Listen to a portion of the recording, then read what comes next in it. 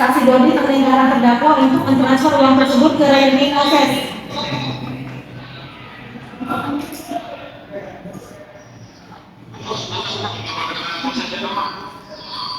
Saksi Dodi memerintahkan terdakwa untuk mentransfer sejumlah uang tersebut ke rekening OSES.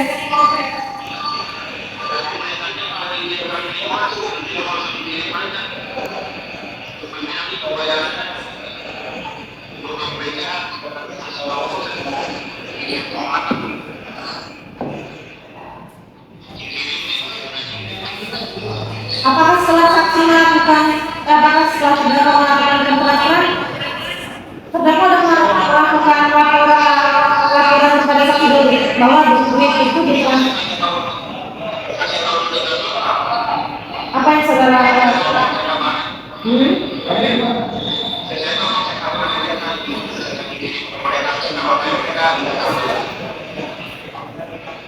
minta ketemu di kantor pada malam hari?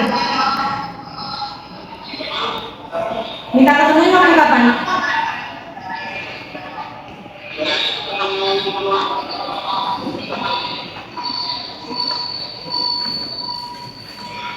Halo?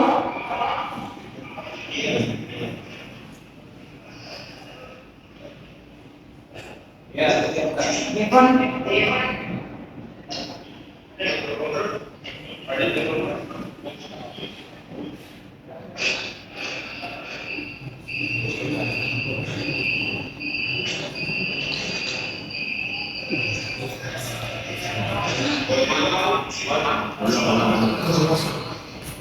Terdakwa setelah mentransfer tersebut, apakah terdakwa melakukan laporan kepada saksi Dodi?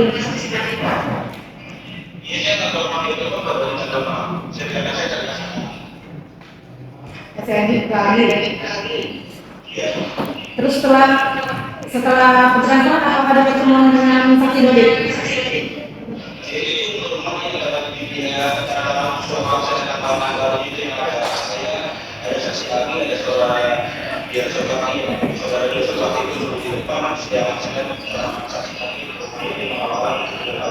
Persen pertama ya.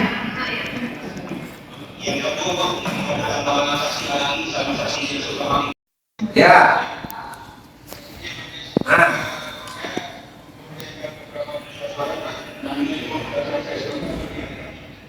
Iya, nanti pemeriksaan bukti setelah terdakwa ini udah KPA-mu, hari Kamis masih menentukan ahli ya. Jadi sekalian sama ahli nanti baru diperiksa ya. Oke. Begitu ya, terdakwa ya. Silakan penjelasan.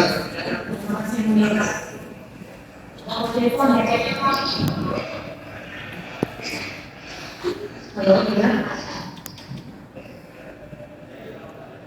Telepon. Benar ya.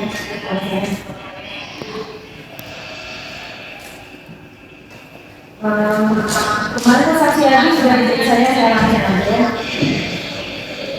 Pak, cahayanya Pak ganggu Pak ya. Aduh, makanya foto-foto aja lah sekali. Mana? Lanjut. Atau lagu yang mau hidup Iya, dan bisa. Lanjut punya tangan. Terdakwa telepon kemarin ada saksi Adi yang bisa. Apakah benar saksi mentransfer uang ke terdakwa ini berdasarkan perintah saksi ini?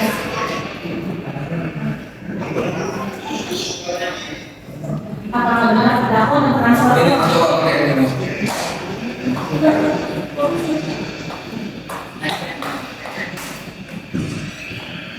Ini yang kalian ulang itu kayaknya. Bikin lagi. Terdakwa, Pak. apakah benar terdakwa mentransfer uang ke saksi Moses berdasarkan perintah dari saksi apakah benar saksi terdakwa transfer ke Agi berdasarkan data dari saksi Moses?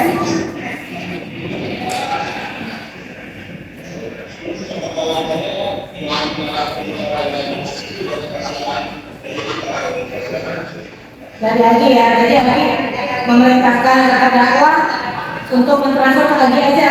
Ya. Jadi saksi hanya berkomunikasi, jadi terdakwa hanya berkomunikasi dengan Agi. Dengan Agi ya.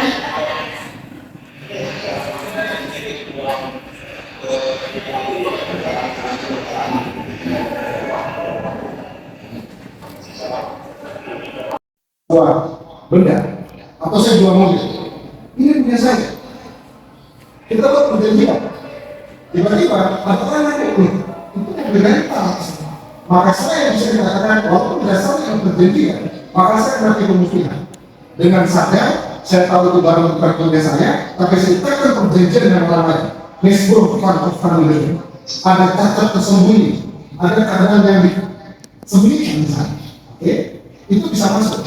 Tetapi kalau perjanjian di sana begini, bersikap dan kewajiban, saya punya hak sebagai seorang PT, sebagai PT, dilayani jasa punten. Saudara lakukan pembelian saudara, dilakukan dengan baik. Tetapi kemudian ada misalnya sesuatu pelanggaran dari perjanjian itu, hal itu bisa masuk dalam barang prestasi. Prestasi yang jelas melakukan, tidak melakukan yang perjanjian, melakukan tapi sebagian, melakukan tapi tidak selesai, melakukan di luar yang perjanjian atau tidak pada waktunya. Betul demikian. Jadi bisa dimungkinkan perjanjian kalau bicara kembali mengenai saya itu kan mengingat bukan orang pikiran. Demikian. Ya. Apakah dengan selesainya perjanjian tersebut masih terbuka pihak pertama untuk melaporkan pihak kedua ini atas ada dugaan tindak pidana lingkungan. Sedangkan dalam itu yang waktunya sudah berakhir. Setahun dan akhir. Ya, kalau basisnya adalah perjanjian, berdasarkan itu masing-masing kan sudah melakukan prestasinya. Bahkan mungkin sudah selesai prestasinya. Bahkan dalam waktunya itu sudah berakhir. Maka saya katakan lagi, berakhir sudah perjanjian itu bisa dimungkinkan karena jangka waktu ini berakhir. Kalau pendekatan adalah berat. Jadi itu mungkin. Cukup. Bu Jaksa mau tanya?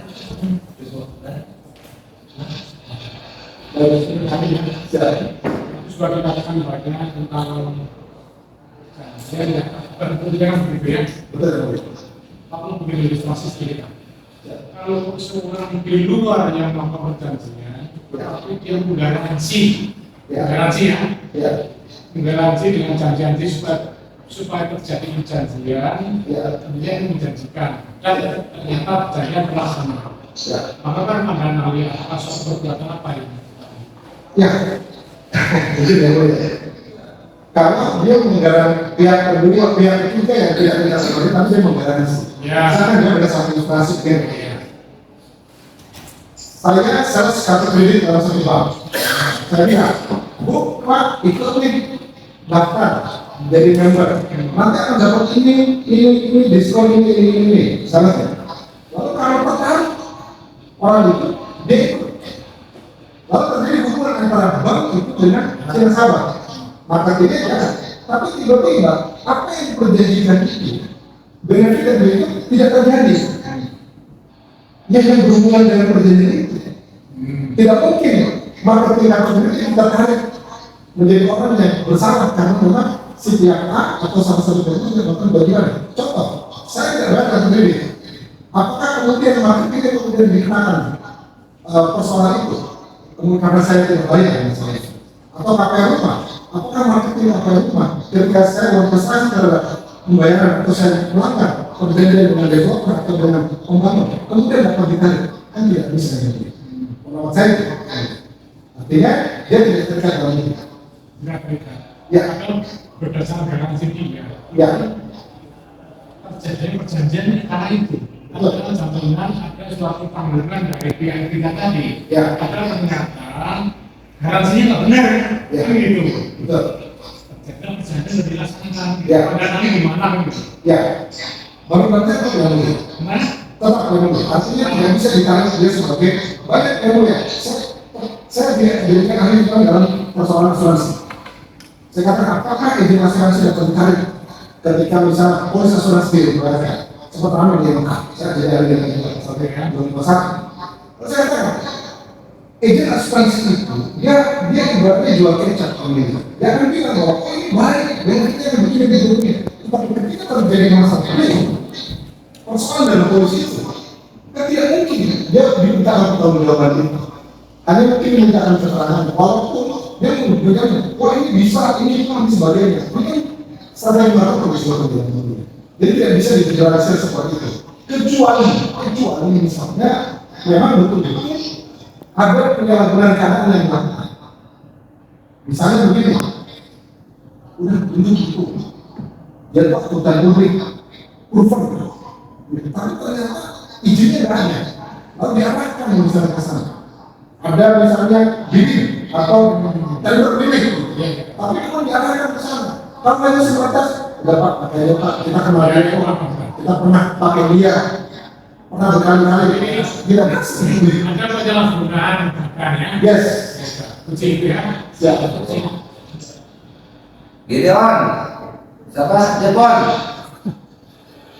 Gimana atas keterangan hari ini ada keberatan?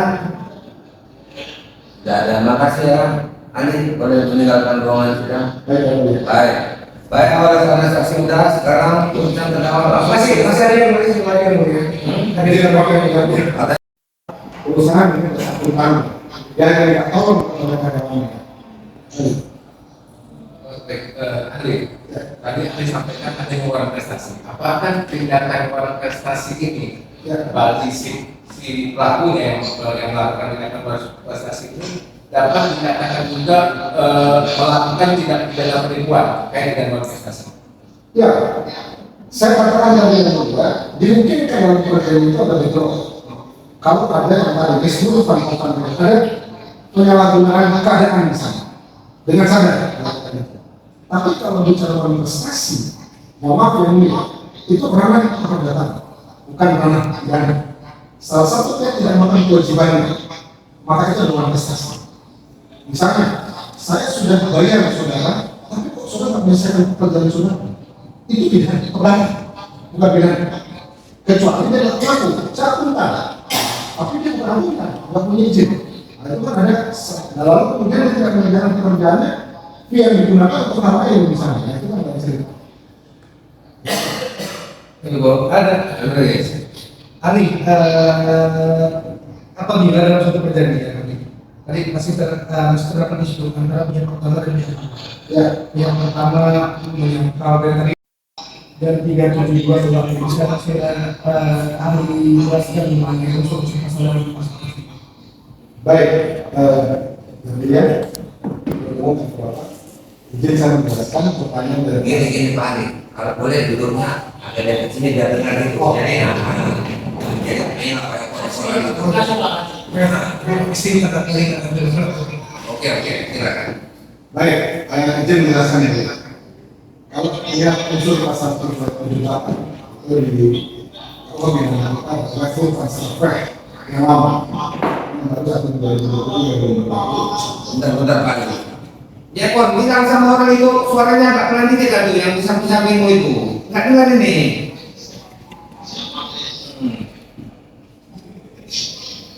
Banyak kali orang di situ. Udah, lanjut. Ya, jadi kalau kita lihat dalam pasal 38 KUHP, misalnya dikatakan bahwa barang siapa menguntungkan diri sendiri atau orang lain dengan cara melawan hukum dengan menggunakan martabat palsu atau martabat palsu, tipu muslihat atau yang bohong yang mengakibatkan orang lain menyerahkan keberatan pertama dan menimbulkan kejahatan, maka dipidana dengan pidana pasal itu unsur di pasal 38. Nah, kalau dari definisi itu yang kita, maka saya akan membagi dengan unsur SKBT, subjek kesalahan bersifat umum dan tindakan. Jika itu dilakukan subjeknya jelas orang siapa, Artinya siapapun yang perbuatan itu asal memenuhi di luar pasal 44 KUH pidana dan orang itu bisa mempertanggungjawabkan secara hukum perbuatannya, maka dia dapat masuk unsur subjek. Yang kedua untuk kesalahan. Kesalahan pasal 378 itu bersifat bulus atau sengaja. Karena dikatakan di sana barang siapa menguntungkan diri atau orang lain dengan cara wanita. Artinya perbuatan yang dilakukan itu harus dengan sengaja. Ada mens rea atau serius dengan sengajanya apa? Yaitu yang kedua, ada perbuatan yang bersifat manipulatif. Di luar, yang material dan formil. Artinya, kalau material, menurut kesadaran masyarakat perbuatan itu tersebut. Sedangkan dalam arti formil, ada ketentuan undang-undang yang dilanggar. Apa itu yang dilanggar? Yang pertama, instrumen yang digunakan adalah menggunakan martabat atau nama palsu. Yang kedua, ada tipu muslihat, ada bujuk rayu, ada rangkaian kebohongan, dan akibat dari perbuatan itu, maka korban itu menyerahkan perbuatan pada orang dan kemudian menimbulkan utang atau piutang. Lalu yang terakhir tindakan kaitan dengan waktu, tempat, dan tindakan. Itu nanti di pasal 144 itu di pasal 38. Sedangkan 372 itu sebetulnya mirip dengan pencuri ya, dengan dua. Tetapi bedanya adalah dia memiliki barang milik orang lain dengan cara melawan hukum, walaupun peralihannya tidak melawan hukum. Artinya misalnya lebih konkretnya yang dia saya dengan bapak cari dia mengingat itu boleh melawan hukum. Tetapi ketika bapak minta dikembalikan nanti, tapi kemudian saya jumpa. Maka itu akan terjadi atau ilustrasi tentang pasal 37 atau 38. Demikian. Hari sudah melahirkan terkait unsur pasal 37 dan 35. Ya. Terkait unsur pasal 5 di KUHP, apakah saksi bisa jelaskan apa saja unsur dari pasal 5 di KUHP? Ya, pasal 55 itu dalam istilah hukum pidana namanya dalleming. Dalleming itu dalam bahasa sederhananya satu perbuatan hukum dilakukan oleh lebih dari satu orang. Artinya dia dua atau lebih.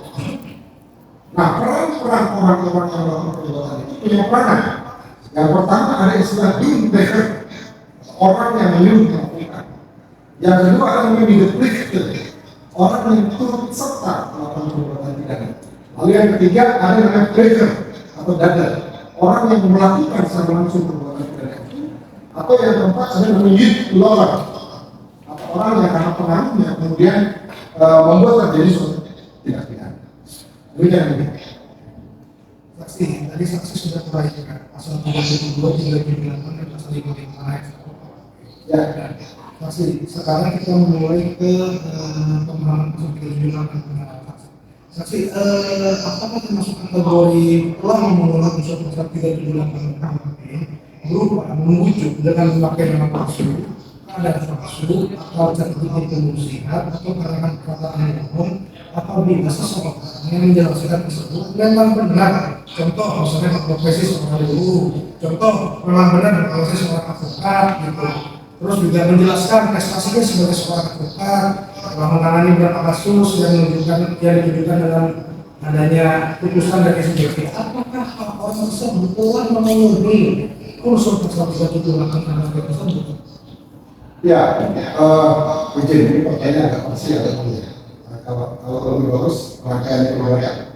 Tapi kalau misalnya saya